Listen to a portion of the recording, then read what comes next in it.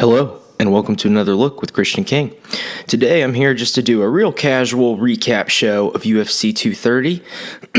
Excuse me. I really enjoyed this fight card. It was great. I did not do a preview show for this one. I've been super busy as of late, and to be honest, there was a few fights I would have liked to have talked about on this card, but there was a lot of moving parts towards the last minute, and honestly, once Nate Diaz and Dustin Poirier fell off the card, it wasn't really as exciting for me, but I still enjoyed watching. I was very, very much looking forward to it. We're going to go through some of these fights really quick. Other stuff going on right now in MMA. Got some big fights that have been announced recently. I'm sure everyone knows about those. They fixed that Joanna and Valentina fight is back on after being temporarily removed. And then, of course, we have Chris Cyborg and Amanda Nunes and John Jones versus Alexander Gustafsson coming up in the not-too-distant future. But for now, let's talk about tonight. In the main event, this one will be pretty quick. Daniel Cormier defeated Derek Lewis. I was happy with this fight because I really like both guys. I definitely wanted Daniel Cormier to win because that's the right thing, and he's an all-time great, and I wouldn't want to see him have kind of a fluky loss. But I also felt like Derek Lewis made a good account of himself. He definitely didn't look like a fool by any stretch of the imagination, and he got paid guaranteed money, so he got all of his money just for showing up. He didn't get half of it if he had won, and so he got all his money. Everyone's happy. So yeah, that was a good fight. Pretty predictable.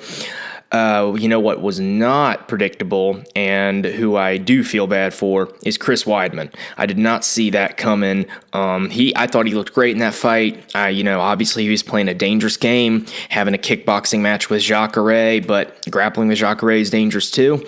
I think everyone knew pretty clearly that Jacare, Weidman's probably has the better gas tank, maybe a little faster, although he's not particularly fast. Jacare, I'm pretty sure everyone would have agreed ahead of time, I know I did, that Jacare has the bigger punching power, even if he's a little slower and doesn't throw as good of combinations.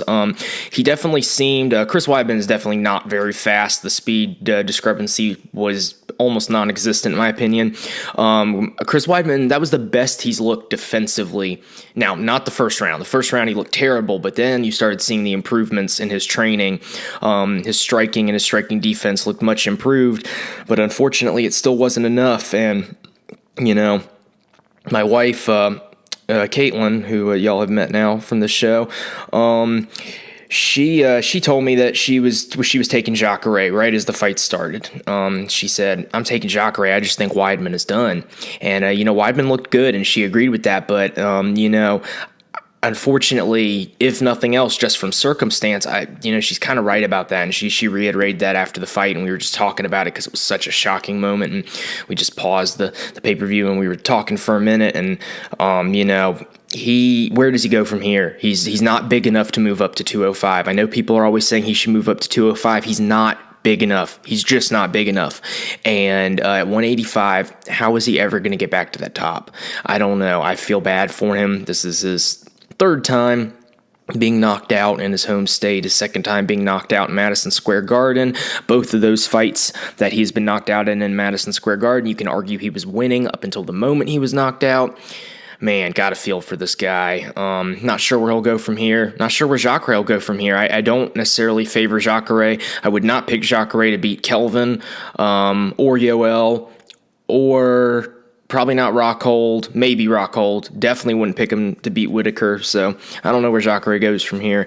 But before that, Jared Cannonier became one of my new favorite fighters by defeating David Branch. And don't get me wrong, I have no problem with David Branch, but I was really, really, really ready to get to the co-main event and the main event. That's the fights that I was tuning in for. And David Branch was putting a little bit of a grind on, and I thought we were going to be there for a full 15 minutes. Jared Cannonier said, "No, sir, we're not going to be here for a full 15 minutes. No, sir, I'm not going to make you sit through this whole grind fest. I'm going to go ahead and knock this dude out so y'all can watch the co-main event." I appreciated it. I was a big fan of that performance, and just going to say one more real quick thing on this. Jared Cannonier is a middleweight. He has fought at heavyweight, and he has fought at light heavyweight. And he is not, he's been a successful fighter. He has a winning record, but he looked amazing tonight. I absolutely think that Jared Cannonier is meant to be a middleweight. 100%. I really hope he stays in this division. I thought it was the best performance of his career. He seems like a very likable guy, and I am 1,000% in favor of him staying at middleweight for the remainder of his career. The cut didn't seem too bad. Keep going, buddy. What a great performance. Before that, Carl Roberson defeated Jack Marshman by unanimous decision. Sorry, I'm drinking a little coffee here. So, what do I have to say about this fight? Jack Marshman is a tough guy. He's been around the block. He's never going to be an easy fight for anyone, which is why I thought this was the perfect fight for someone like Carl Roberson, who is a first-round finishing machine, and people kind of question whether or not he will do good if the fight goes past the first round. How tired will he get? Will he get sloppy? Will he get frustrated? I thought he looked really good.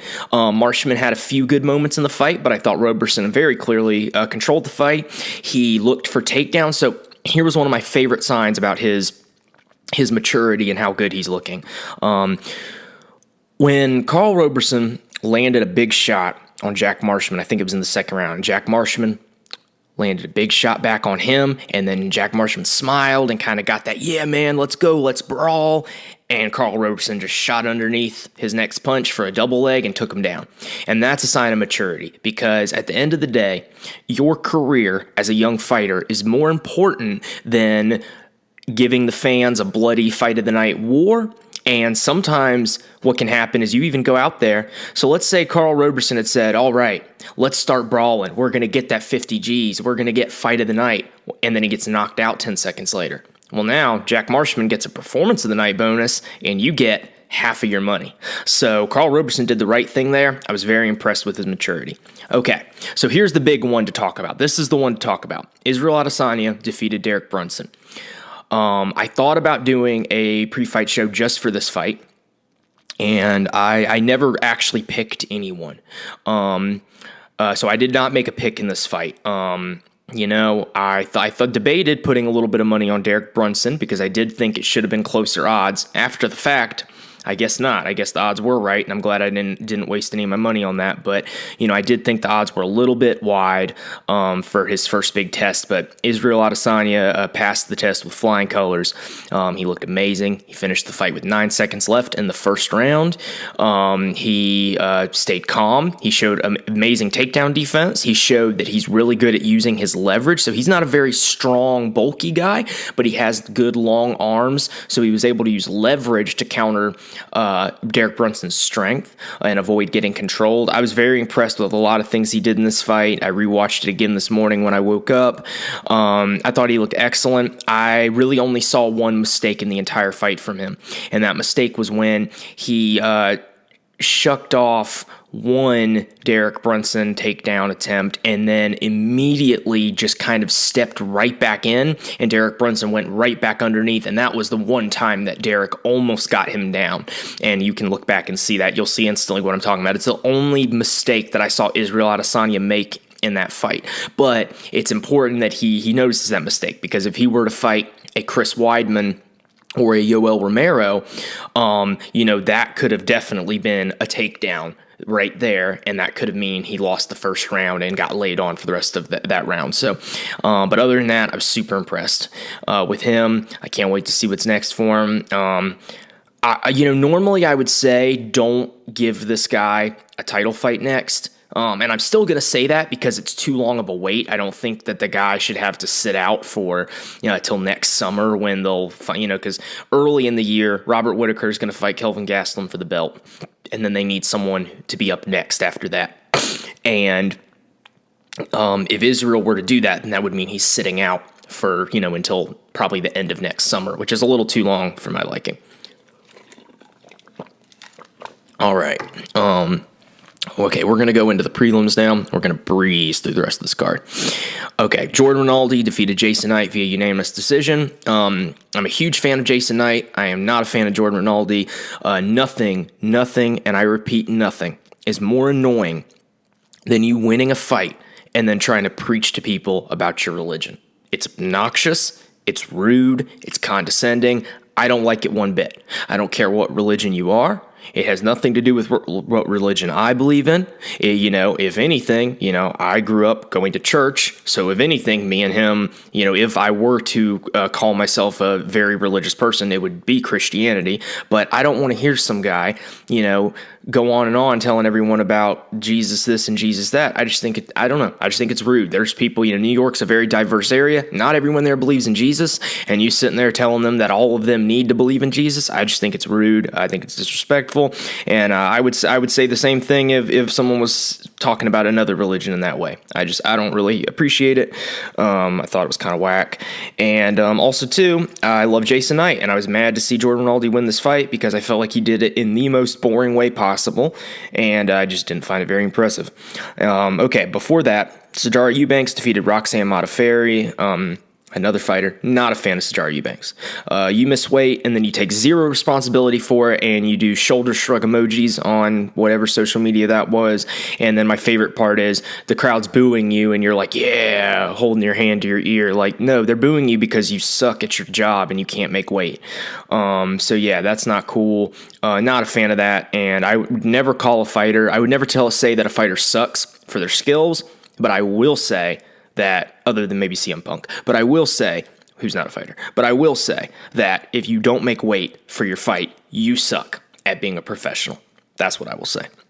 And also, Roxanne Modafferi is the nicest person in the world.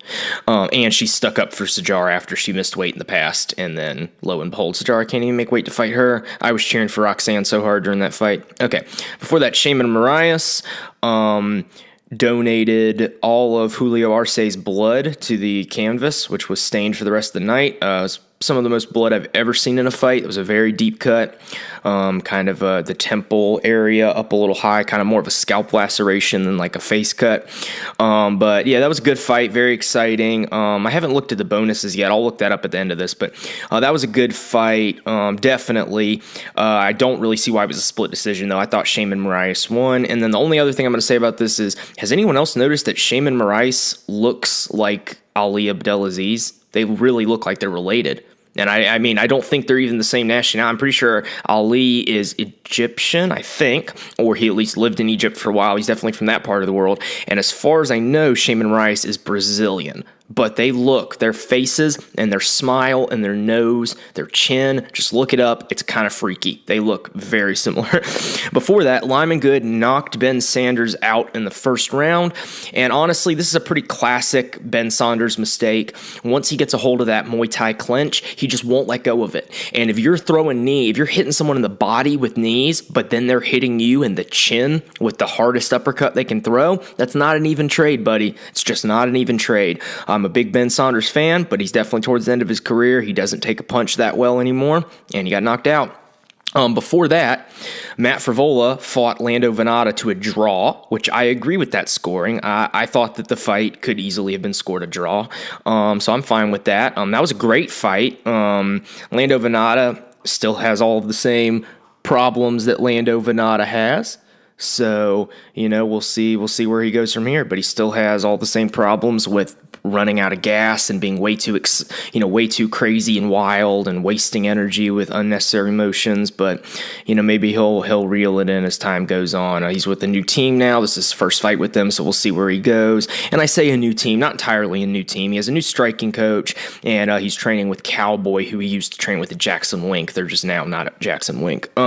Before that, Shane Burgos defeated Kurt Holloway with a crazy armbar. This fight was crazy. I know I just said crazy twice in a row, but I'll say it one more time. This fight was crazy. Kurt Holloway badly hurts Shane Burgos, who gets dropped and then throws up the fastest armbar I have ever seen in my life, other than Demetrius Johnson. And we're 2 weight classes higher, so that's incredibly impressive. This was the second fastest armbar, or I guess third, maybe fourth, because Demetrius has had like 3 or 4 really fast ones. But other than Demetrius Johnson, this is the fastest armbar I recall ever seeing thrown up. It was incredible. I absolutely loved it.